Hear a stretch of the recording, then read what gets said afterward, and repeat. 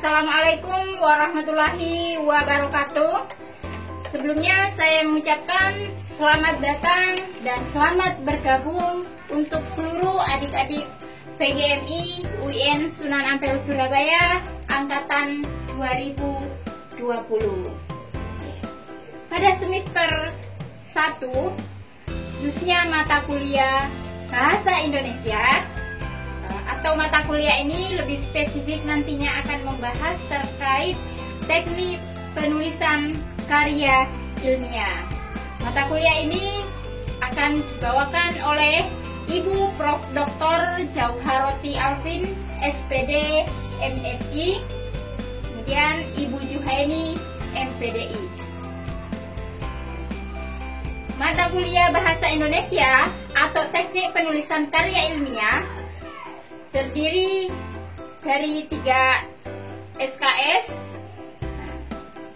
pada Fakultas Tarbiyah dan Keguruan, kemudian pada program studi PGMI, kemudian diampu oleh Ibu Prof. Jauharoti Alvin dan Ibu Juhaini. Mata kuliah teknik penulisan karya ilmiah ini adalah kita akan membahas secara konseptual dan mengaplikasikan materi tentang penulisan karya tulis ilmiah atau biasa disingkat dengan istilah KTI, di mana nantinya akan membahas tentang konsep dasar karya ilmiah, teknik penyusunan karya ilmiah, serta jenis-jenis karya ilmiah yang biasanya ada tugas makalah, ada tugas artikel, dan lain sebagainya, dan teknik dan format penulisan karya ilmiah. Manfaat mata kuliah Bahasa Indonesia atau TPKI, yakni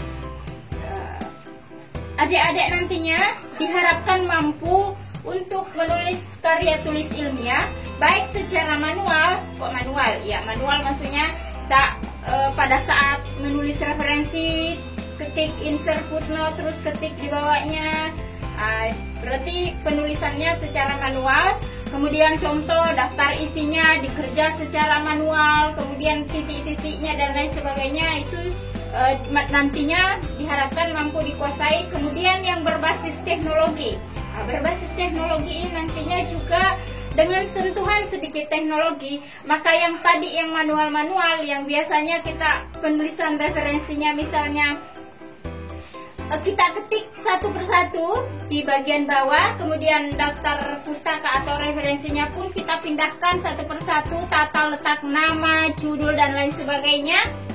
Itu secara manual. Dengan sentuhan teknologi itu akan cukup memudahkan. Oke. Artinya sentuhan teknologi dapat mempermudah penulisan karya ilmiah. Gunanya untuk apa? Kenapa TPKI ini adanya adalah di semester 1? Karena dengan bekal teknik penulisan karya ilmiah ini akan mendukung penyelesaian tugas-tugas perkuliahan. Jadi perentetan nanti setelah ini di semester berikutnya ada misalnya menyusun proposal untuk penyelesaian, menulis artikel, dan lain sebagainya. Nah, di sini khusus basicnya untuk penyelesaian tugas-tugas perkuliahan dalam mewujudkan guru madrasah ibtidaiyah yang profesional. Kemudian di setiap pertemuan, misalnya pertemuan 1, 2, sampai pertemuan ke-16 nantinya ada poin-poin atau kemampuan yang standar yang harus dicapai pada setiap pertemuan. Misal pada pertemuan pertama apa sih yang ingin dicapai? Jadi memahami ruang lingkup mata kuliah Bahasa Indonesia. Nah, ini yang namanya sosialisasi RPS, kemudian kontrak kuliah. Ruang lingkup perkuliahan kita selama kurang lebih 16 kali pertemuan, apa aja yang akan kita bahas. Nah, ini setiap pertemuannya apa. Kemudian di pertemuan kedua misalnya ada memahami konsep umum, apa sih itu karya tulis ilmiah. Kemudian memahami, mengidentifikasi, dan menangani kesamaan. Kesamaan ini maksudnya apa sih pada karya ilmiah kita? Nah, kesamaan itu misal kita dapat tugas, terus searching di internet, tinggal copy paste. Nah, ketika kedapatan, bagaimana cara menangani hal tersebut dan bagaimana teknik sebenarnya yang perlu kita lakukan agar kesamaan kita, karya ilmiahnya kita tidak sama dengan punya orang lain. Artinya kita tidak copy paste. Kemudian memahami format umum. Kalau makalah umumnya ada permulaan, biasanya bab 1 ada latar belakang, ada rumusan masalah. Kemudian di bab kedua biasanya ada isi atau pembahasan. Misalnya diisi konsep umum karya tulis ilmiah, apa definisinya, kemudian jenis-jenisnya. Nah, itu masuk di kategori isi. Kemudian penutup biasanya ada kesimpulan dari isi, kemudian saran. Kemudian acuan. Acuan itu apa? Nah, acuan itu adalah sumber bacaannya kita. Segala sumber yang kita baca, yang kita ambil sebagai karya ilmiah kita, itu harus kita masukkan, baik tadi secara manual maupun dengan sentuhan teknologi. Kemudian ada teknik penulisan KTI. Bagaimana tekniknya kalau bab di samping kiri, kanan, atas atau seperti apa, penulisannya subbab seperti apa, kemudian spasi, kutipan. Nah, ini kutipan. Biasanya mengutip itu ada, kalau dulu di SMA istilahnya kutipan langsung tidak langsung. Nah, mungkin masih ada yang masih ingat. Nah, tekniknya menulis sumber kutipan itu seperti apa? Itu yang akan kita bahas di teknik penulisan. Kemudian ketika karya ilmiah ada tabel dan gambar. Tabel dan gambar itu letaknya tidak simpan di mana, bagian atas tabel apa bagian bawah tabel. Nah, itu ada aturan tersendiri. Kemudian batas pengetikan atau margin kertasnya, misalnya 4, batas kirinya berapa, kanan berapa, atas bawah berapa. Itu biasa dikenal dengan margin. Kemudian bahasa karya tulis ilmiah berbeda dengan bahasa-bahasa cerita-cerita diksi atau cerita-cerita dongeng. Penguasaan tata bahasa, penyusunan kalimat, kemudian diksi atau pemilihan kata yang tepat untuk kita masukkan di karya tulis kita. Kemudian penggunaan tanda baca yang baik dan benar. Kemudian nanti di akhir ada praktik penyusunan karya tulis ilmiah.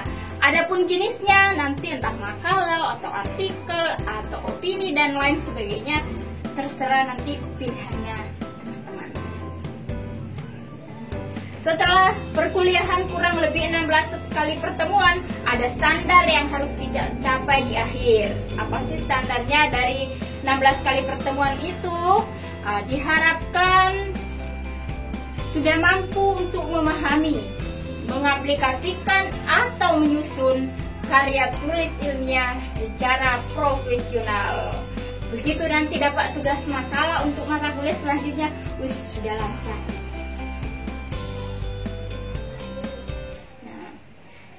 Dalam perkuliahan, apalagi perkuliahan ini daring, nah, pendekatannya pakai contextual teaching and learning. Kemudian modelnya ada pembelajaran langsung, memungkinkan nanti, kemudian berbasis masalah, kemudian project. Jadi projectnya nanti bentuknya itu ya menulis karya tulis, karena kita membahasnya tentang karya tulis. Jadi projectnya nanti buat karya tulis. Metodenya ya studi literer, kemudian ada tugas, ada diskusi atau tanya jawab, dan tentunya ada tugas untuk presentasi. Nah, ini tugas ada dua loh ya. Yang pertama ada tugas kelompok. Tugas kelompok ini, mahasiswa diberikan tugas kelompok membuat makalah. Jadi jenis tugas kelompoknya adalah bentuknya makalah. Dan diwajibkan mempresentasikan sesuai tema dan waktu yang telah ditentukan. Waktu dan temanya nanti akan kita diskusikan secara langsung pada forum diskusi di Google Classroom. Makalah harus memuat seluruh topik dan subtopik tugas yang diberikan. Jadi topiknya tadi yang pertemuan, standar pertemuan, setiap pertemuan, kemudian ada subtopiknya atau ada bagian-bagiannya, bahwa minimal yang harus dimuat dalam makalah itu poin 1, 2, 3 gitu. Kemudian mempresentasikan makalah sesuai tema kelompok dan waktu yang telah ditentukan. Bagi yang tidak siap sesuai dengan waktu yang telah ditentukan, maka tidak diberikan penilaian kelompok. Tapi tema yang telah diberikan kepada yang bersangkutan atau kelompok tersebut tapi tidak mampu dipresentasikan tepat waktu, maka materi tersebut diambil alih oleh dosen dan yang kelompok tersebut tidak mendapatkan penilaian kelompok. Kemudian peserta ketika presentasi nanti ya kurang lebih 30 menit dan sesi tanya jawabnya 20 menit.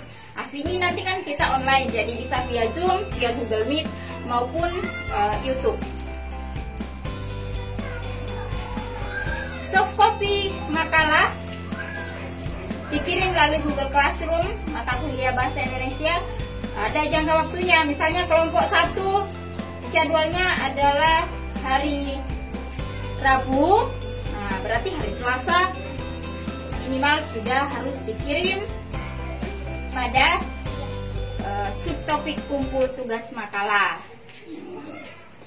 Di mana pada Google Classroom nanti di sana akan tersedia ada subtopik tugas makalah untuk setiap kali pertemuan. Kemudian setiap kelompok melakukan revisi ketika sudah presentasi dinilai oleh temannya. Nah, kita masing-masing kelompok bertanggung jawab untuk melakukan revisi sesuai dengan saran dan koreksi dari dosen maupun dari temannya. Kemudian tugas kumpul makalah berisi revisi dikirim paling lambat sehari sebelum jadwal UAS. Pelaksanaan UAS nanti bisa dilihat pada kalender pendidikan. Untuk teknis penulisan tugas makalah, pembagian kelompok dan tema, kita akan berdiskusi melalui forum diskusi pada Google Classroom. Jadi teknik penulisan tugas makalah misalnya ukuran kertasnya, jenis hurufnya, terus sistem melakukan sitiran atau citasinya seperti apa yang kita sepakati, itu akan kita bahas pada forum diskusi. Dan file untuk kriteria teknis penulisan bisa dilihat pada file kontrak kuliah, subtopik kontrak kuliah pertemuan pertama. Kemudian untuk tugas individu, karena tadi juga ada proyek, maka setiap mahasiswa nantinya bertugas membuat karya tulis ilmiah, apapun bentuknya atau jenisnya, mau makalah, mau artikel, nanti terserah pilihan teman-teman masing-masing. Kemudian file tugas KTI dalam bentuk Word, ini sudah ada penekanannya bentuk Word, dikirim melalui Google Classroom, topik UAS, subtopik tugas UAS. Nah, terkait penilaian, apalagi yang baru masuk, ini penilaian sangat-sangat penting. Performan, berapa sih kontribusinya terhadap nilai akhir kita nantinya untuk mata kuliah Bahasa Indonesia ini? Ternyata 10%. Ini dari mana sih performansnya? Nah, keaktifan dalam berdiskusi, kemudian keaktifan dalam menyelesaikan tugas-tugas, nah itu semua masuk ke performance. Kontribusinya 10% tadi ambil dari sana. Kemudian nilai tugas, tugas kelompok, tugas individu, tugas harian atau nilai-nilai harian itu masuk nilai tugas. Misalnya saya mengambil nilai tugas sebanyak 13 kali misalnya, ya 13 kali pertemuan di luar pertemuan pertama, UTS dan UAS. Ada yang mengumpul tugas hanya 10 kali. Nah, kalau mengumpul tugasnya 10 kali, maka saya tetap ambil rata-ratanya, artinya jumlahnya dia kurang 3, tapi ya saya akan tetap bagi 13 karena memang nilai tugas pengambilan tugas itu sebanyak 13 kali misalnya. Jadi ini kontribusinya cukup tinggi ya, 30%. Jangan main-main dengan tugas-tugas. Kemudian ujian tengah semester ini dilaksanakan biasanya pada pertemuan ke-9. Kontribusinya 20%. Kemudian ujian akhir semester.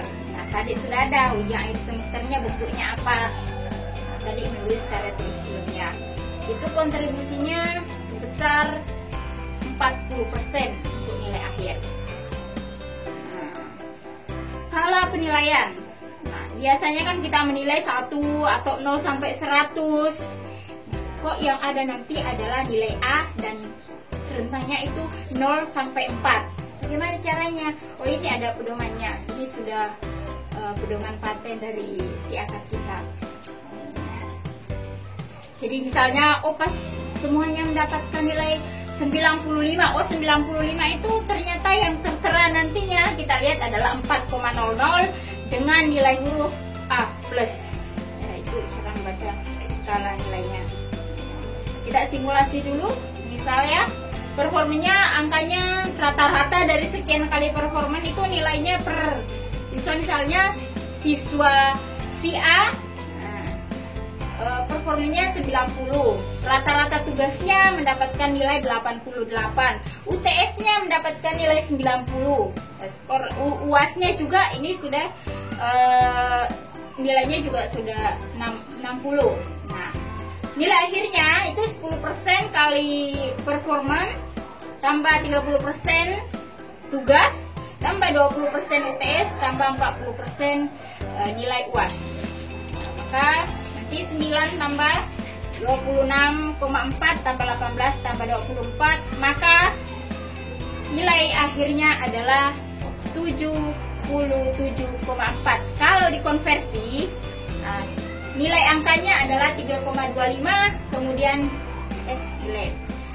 nilai angkanya 3,25, nilai hurufnya B+. Nilai huruf maksudnya, mohon maaf yang terakhir. Untuk kontrak kuliah saya kira cukup. Untuk perkenalan bisa join langsung kita ke Google Meet.